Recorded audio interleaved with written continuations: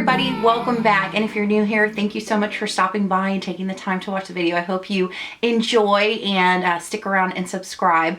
But today we are finally doing my review, thoughts, swatches. I'm going to show you some looks for the Lime Crime Venus XL2. I've been working on this for a while. I've actually already recorded this video and I had to redo it just because I was not happy with the footage, but I've been spending a whole bunch of time with this palette. Just a side note, for those of you who have been here for a while and for those of you who are new, I'm really trying to approach, I don't do a whole lot of reviews on my channel just because I have a pretty, when it comes to makeup, I'm one of those people that I feel that I can make anything work, and that's kind of the fun of makeup for me. So when I am asked to do a review, or when I do a review, I'm trying to really do my due diligence. Those are my cats going crazy.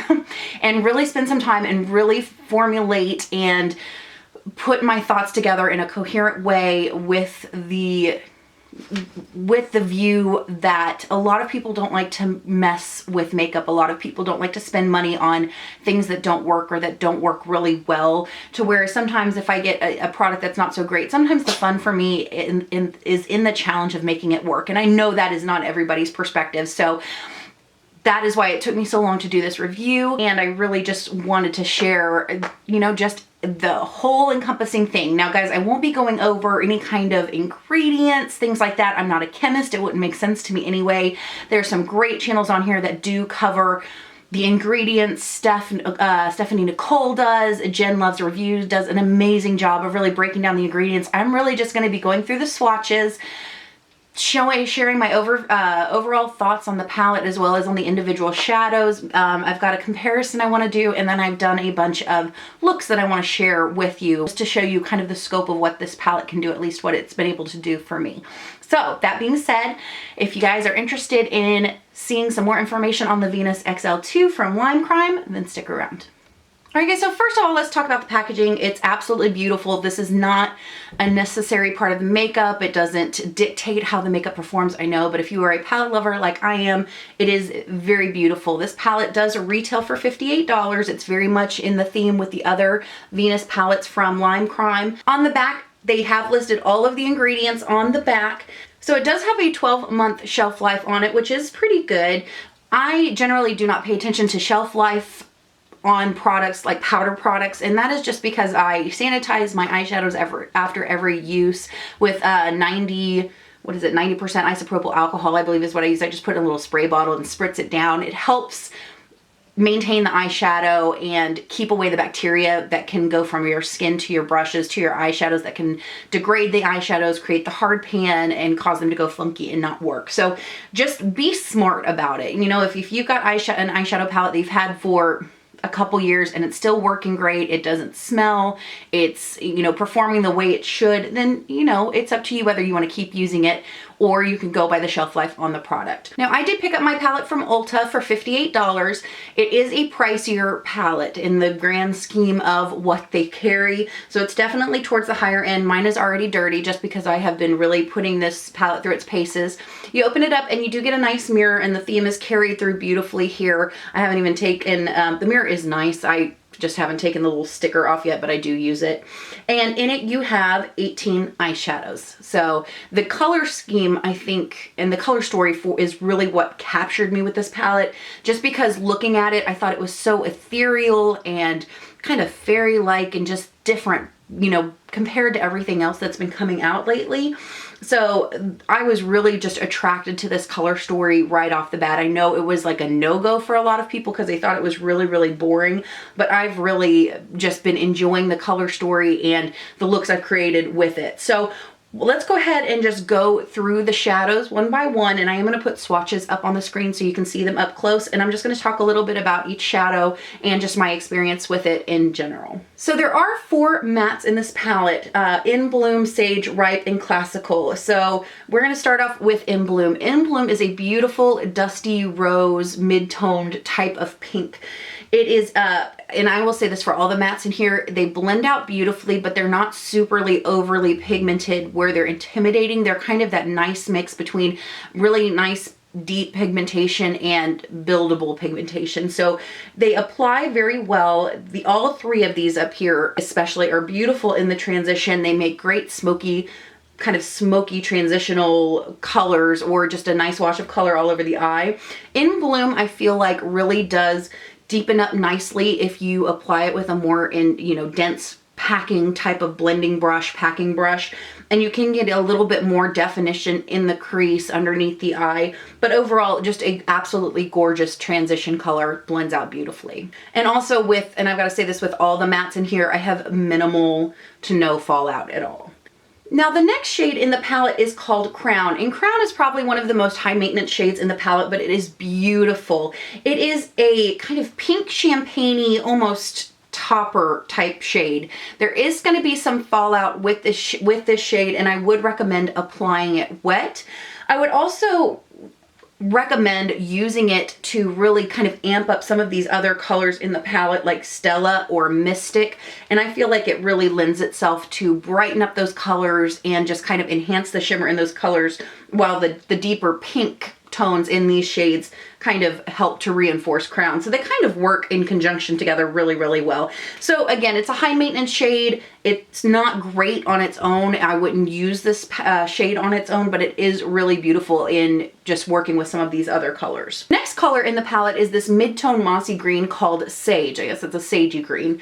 Again, just like Bloom, it blends out beautifully. It's a gorgeous transition shade, great for a wash of color. It's actually what I have in my transition today. Buildable, not too intensely pigmented. This one I do find, whereas in Bloom and Ripe, you can build up to get a little bit more depth in the crease if you change up your brushes.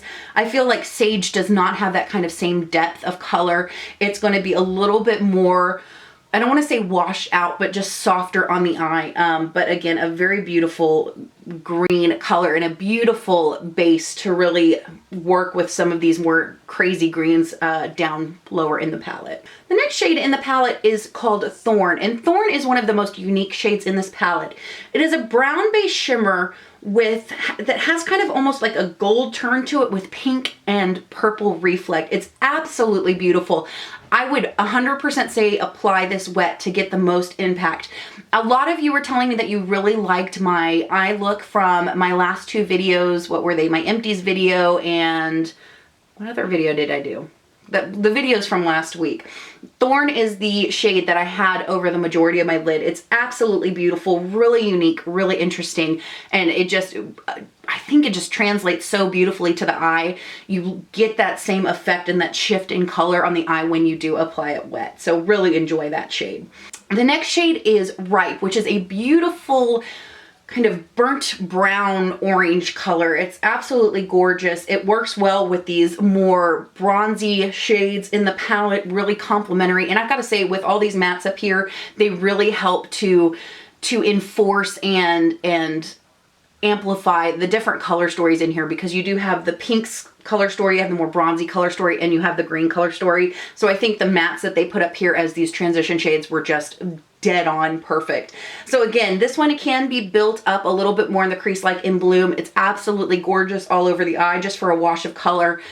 Just a great matte, great buildable, blendable matte. The next shade in the palette is this one right here, and this is called Forbidden. Now, Forbidden is a bright copper shade that pulls a little bit more gold when you actually get it in a swatch or on the eye. It applies beautifully. It almost has that kind of, it gives me the same vibe as a blush like Orgasm does from NARS. So it's got kind of that same vibe to it as far as that peachy gold turn, but it's more of like a copper to gold. It just really reminds me, I get that same kind of vibe from that shadow. Again, it's with all of the shimmers in here, and that's just kind of par for the course for me. If it's a shimmer, if it's a metallic, if it's something that's got some reflect in it, I'm generally going to apply it wet, which is how I have applied Forbidden, but it translates beautifully to the eye, wet or dry. So really just a great, interesting kind of coppery color and just very unique. Moving on to the second row, we do have this shade called Stella, which is a beautiful champagne pink.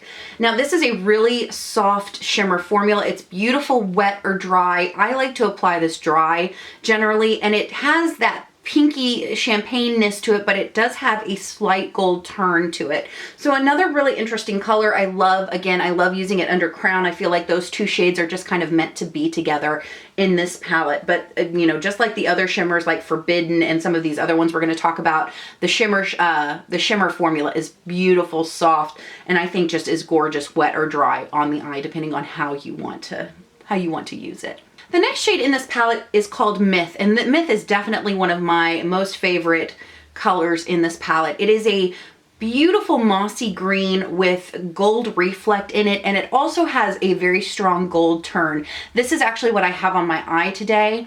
I would say 100% you need to apply this wet. If you try and apply this shade dry, you're gonna get a crazy amount of fallout, and you are just not going to get the impact and the beautiful, just reflective shimmer reflect that you, did I just say reflect twice? The beautiful shimmery reflectiveness that is capable with this palette. Absolutely, or with this shade.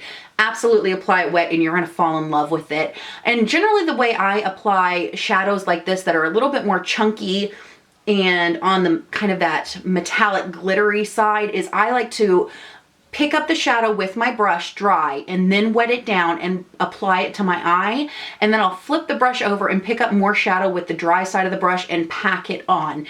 And I feel like I get the most impact that way, plus I'm not creating hard pan in my palette by putting a wet brush in there. So that's just how I like to do it, and that's how I applied it today.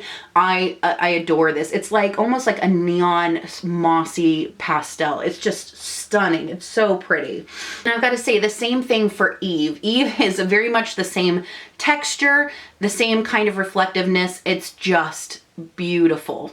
Now Eve again is going to be chunky. It's a beautiful rosy green, or rosy pink, and it's got gold. It looks like it's got gold and pink and purple reflect in it. So again, it just gives such a beautiful effect to the eye. I mean, just what they've done with the colors in here is so absolutely unique, and I'm really having a hard time finding shadows in my collection that really are mirroring what these shadows are doing. So with Eve and Myth, again, they're gonna be chunky. Even if you apply them wet, you are gonna have some fallout, some glitter fallout. I have some transfer already on my upper eyelid. Now, when it comes to glitters, I really just don't care that much. You could apply this with a glitter glue and it would stay in place better. I just can't be bothered because I just don't care. I have hooded eyes and I just realize it is just a fact of life for me. But yes, so you are going to have fallout with both of these shades, but they are stunning on the eyes. 100% apply them wet and you are going to be just in love. The next shade in the palette is called Laurel, and this is a gorgeous kind of gold, but it's a brownish gold. It's really interesting. Again, it's just that soft shimmer formula like Stella and Forbidden. Now, really the way I use this most is I like to use it on the inner corner mixed in with Radiant to kind of brighten it up, especially when I'm doing a more coppery look in this palette. I think it really lends itself to be beautiful in the inner corner as long as you mix it with this next shade. So again, this next shade is Radiant. Radiant is another shimmer shade, and it's a kind of a white pink, or it's actually like a shimmery white with a pink to gold turn. Again, really, really interesting. It's a softer shade. It's not going to be as intense. It's kind of like Crown, as it acts as a topper shade, but it tends to be more on the shimmer side than it does on the chunky, glittery, metallic side. I really enjoy Radiant. I like using it in combination with a bunch of different shades. I like using it over Stella. I like using it over Laurel. I really like using it over Obscure. I just think it really kind of takes it to that next level. I actually have it in my inner corner today over Obscure, and I like using it just slightly, just a little bit underneath the brow bone to brighten things up. So again, another really interesting color with those just crazy turns in it, but that really kind of lends itself to any of these color families in this palette. The last color in this row is Ivy, and Ivy is another beautiful shimmer shade.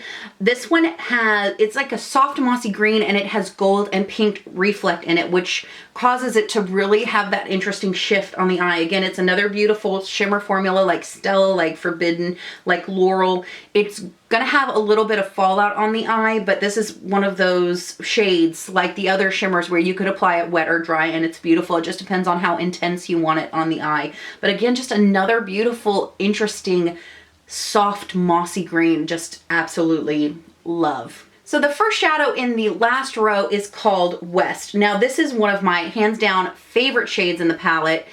It is going to have probably the most fallout of any other shade in the palette, and it is a beautiful metallic copper. You could apply this wet, but you could apply it dry and get the full impact of this shade. It's just unbelievable. Again, it's probably the, no, it's not the darkest, but second darkest shade in the palette. It's gonna have probably the most fallout of anything. So if you're gonna do a look around this shade, I would highly recommend you do your eyes before your face, just because you're gonna have dark fallout, but it is so beautiful and soft and gorgeous. I don't even care. I will deal with it because I think it is that stunning. Another favorite shade of mine in this palette that I try to make an excuse to use pretty much every time I pick it up is Obscure. Obscure, again, is what I have on my inner corners underneath Radiant, and it is a like neon, again, another neon mossy pastel green, but instead of being a metallic like Myth, it's more of a shimmer shade, and it's gonna have a softer kind of goldeny pink turn to it. Just gorgeous. It's so neon. It's a pastel neon on the eye. It is super vibrant, super bright. You could apply it wet or dry. I actually prefer to apply this one wet, and I like to use it on the inner portion of my eye, inner corner, just because it's so brightening and just beautiful. Absolutely. These two shades right here are just so good. Absolutely adore. Now on the flip side, the next two shades are probably my least favorite in the palette, and it's not because they're bad, it's just because I think they could be replaced by something that would serve the palette a little bit more, in my personal opinion. So the first shade is Mystic, and Mystic again is just a soft kind of dusty pink. It's got very fine green and gold micro shimmer in it, almost to the point where you wouldn't even recognize it. So this is probably one of the most dupable shades in the palette because the reflect does not really translate on the eye. It's really beautiful. I think it's one of the most ununique shades, or unnecessary shades in the palette. So that's Mystic. And then the next shade is Phoenix. Now Phoenix for me is beautiful. Again, it's another really just bright, gorgeous copper shade. It's a little bit more of a traditional copper, and it's a copper that I find you are going to find probably in more palettes in your collection than, say, Forbidden, just in my opinion. I would also say that Phoenix is, while it's gorgeous, it's not quite as intense as West or Forbidden. It can be built up, but again, I think the lack of uniqueness and just intensity in it compared to the other shadows in this palette just makes it kind of not a dud, but just kind of a more forgettable shadow in the palette for me. The next shade in the palette is also another really unique shade, and it's called Locus. Now Locus is one of those kind of green to gold to brown shimmers. A more subtle shimmer, so it's not going to be really intense or in your face. It's not going to be one of those, the craziest, most shifty colors, but I think the placement in here is just genius because it's got the golds, or bronziness, it's got the green, it's got a little bit of the red in it. So it's one of those colors that is really useful in transitioning from like classical to Myth, or from, you know, classical to Phoenix, or classical to Forbidden. So because it's got all of kind of just the essence of all of these three color stories in here, and it kind of goes from green to brown to kind of more pinky red, it really lends itself to work with any of these shadows in here, which I think was just it's one of those shadows at first that I really wasn't paying attention to until I found myself using it with just any other color in the palette, and I was like, oh, okay, it really makes sense. So I really do like that shadow as well. And then the last shade in the palette is Classical. Now Classical is just a beautiful burgundy red shade. It's gorgeous. Again, it's a deep dark red that can really be built up, but it's not so intense on the eye that if you go in with your brush, it's going to be just crazy, overpowering everything. You really have to build it up, but it builds up and blends so beautifully. And another thing I will say about this red is that, again, it works with every color story in this palette.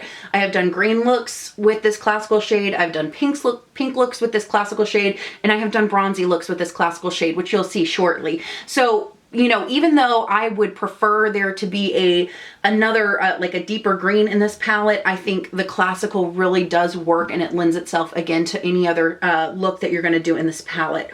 So overall, I'm really, as far as the shades go, the quality is top notch. I think it's absolutely worth the money. But on top of that, I think the shades in here are so unique. And not only are they unique, they translate so well to the eye. And sometimes you see a palette and it's so beautiful, but it doesn't translate. And when you get it on the eye, you're not seeing all of the cool things and shifts and reflex that you're seeing in the pan. And I feel like this one, for the most part, you really are. So again, I do want to talk about Mystic and Phoenix a little bit. Not bad shadows by any means. I think they're just the most dupable in the palette and the least unique.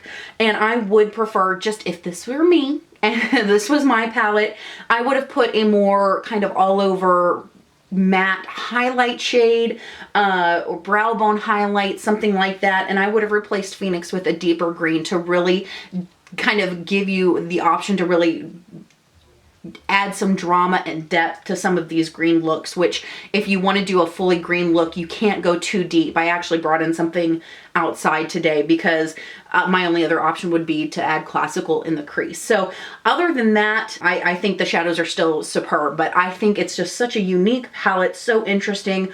Now, and I think I've mentioned this before, but this palette, I just want to compare it to another palette in my collection.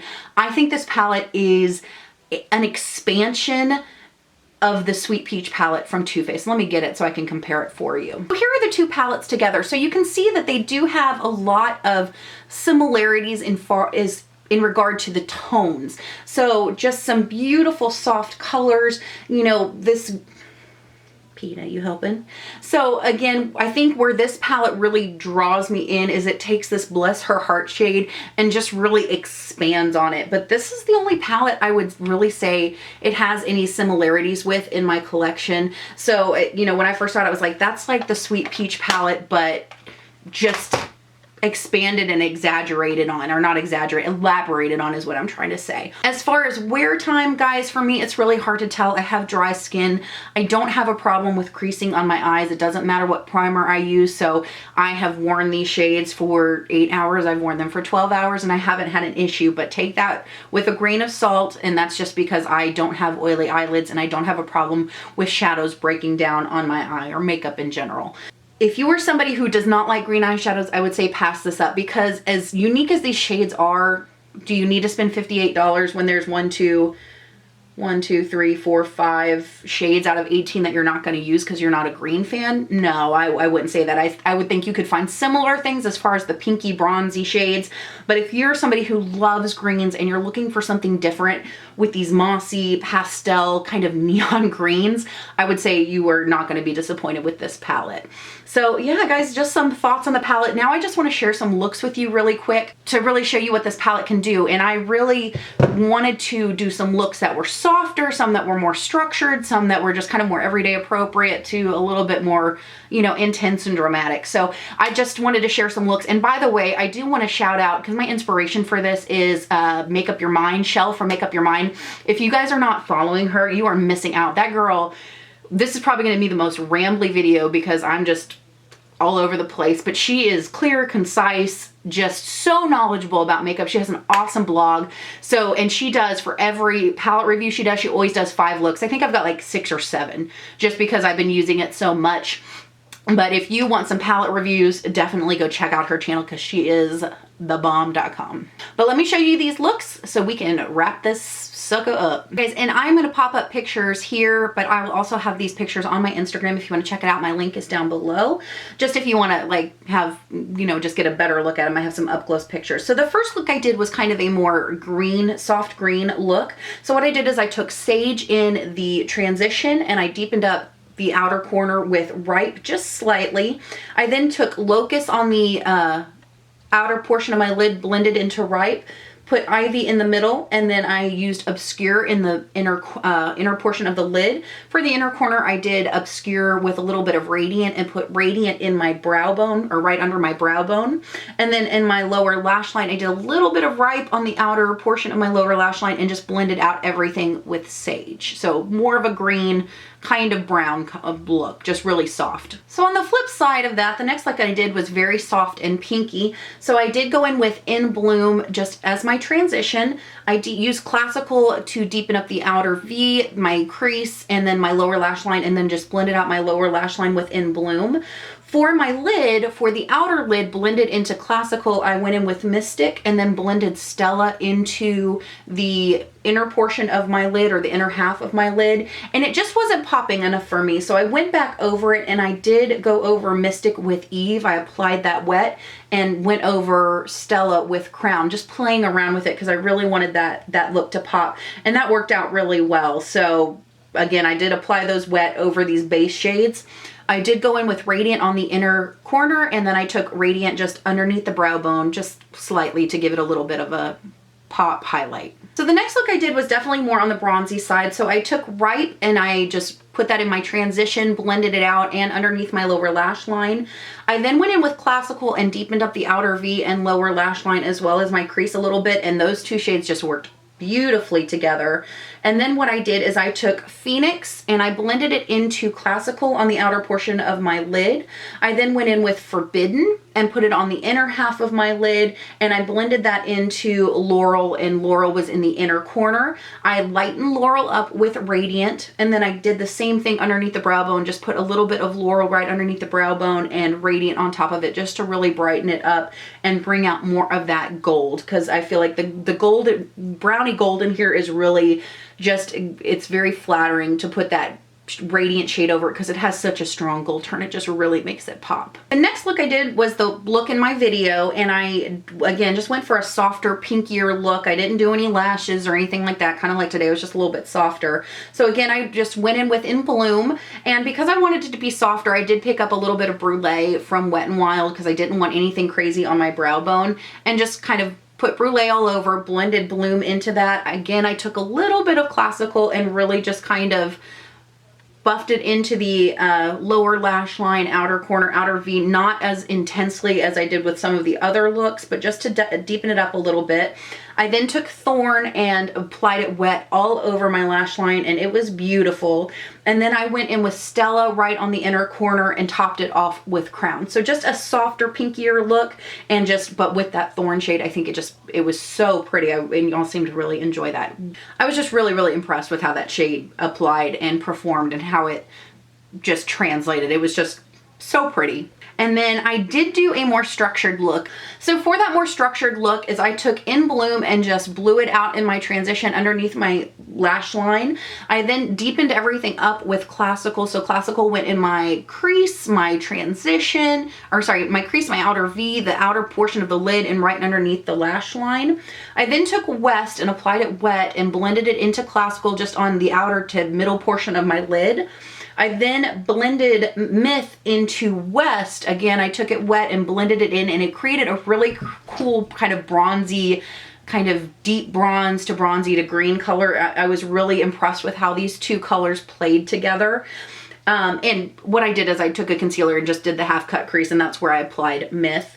And then I took Obscure on the inner corner and topped it off with Radiant, and then I also put Radiant underneath the brow bone. So again, I was just really happy with how it came out, and you are able to get some contrast, and on top of that, just kind of using all of these color stories together to create a cohesive look, because they do, as differing as they look and as as they seem, you wouldn't think, oh, the reds and the greens would work together, or the bronzes and the greens, but really in that look, I used the pinks, I used the greens, I used the bronzies, and it all came together, I think, quite lovely. Not to toot my own horn, but I was really happy with the look. And then finally today I did another soft look. I wanted to do just an exclusively green look, and I wanted to bring in just a dark green shade just to see how it would change, how I could use the palette. And I was really happy. So I've got a crap ton of eyeshadow, so it was nothing to just bring in another green. So again, I just used Brulee from Wet n Wild all over the lid, and then I put Sage in the transition and just blended it out underneath my eye. I then picked up Enchanted Forest from Makeup Geek, and this is like what I want in this palette instead of Phoenix or Mystic. If I could switch out just one, it would be for a deep dark green shade, but I'm just going to use what I have and be happy. And I just put that just in the outer V, a little bit in the crease underneath the lower lash line. I then went in with Myth and just put that all over the lid and blended it into Makeup Geek's Enchanted Forest. Again, I did Obscura in the inner corner, topped off with Radiant, and just a little bit of Radiant underneath the brow bone. So that's just kind of, if you bring in a deeper super darker green shade, you can definitely lean more towards the greens, and you don't have to rely on these deep kind of reddy bronzy shades to give you the depth. So just to mix it up a little bit. All right guys, so those are the swatches, my thoughts, a comparison of the only palette I can really compare it to in my collection. I don't know, let me know if this reminds you of another palette, and then just a bunch of looks that I've done with this palette. So I hope this helped and gave you just an idea of how this palette performs, if it's something that you are interested in, and if you think it's unique enough, if it's worth the money. For me personally, I really think it is, and I know this palette's kind of flown under the radar, so I really just wanted to give it the time and attention I think it deserves. So yeah, let me know what your thoughts are. Are you interested? Is it something that you're just totally gonna pass on? Is it just not your color scheme, or do you think it's really beautiful? I'm always interested to hear your thoughts. I hope you like the format of this new kind of review, a little bit more in depth. But guys, thank you so much for taking the time to hang out and talk about makeup with me. I hope you guys have an amazing day, have a rocking week, and I will see you next time.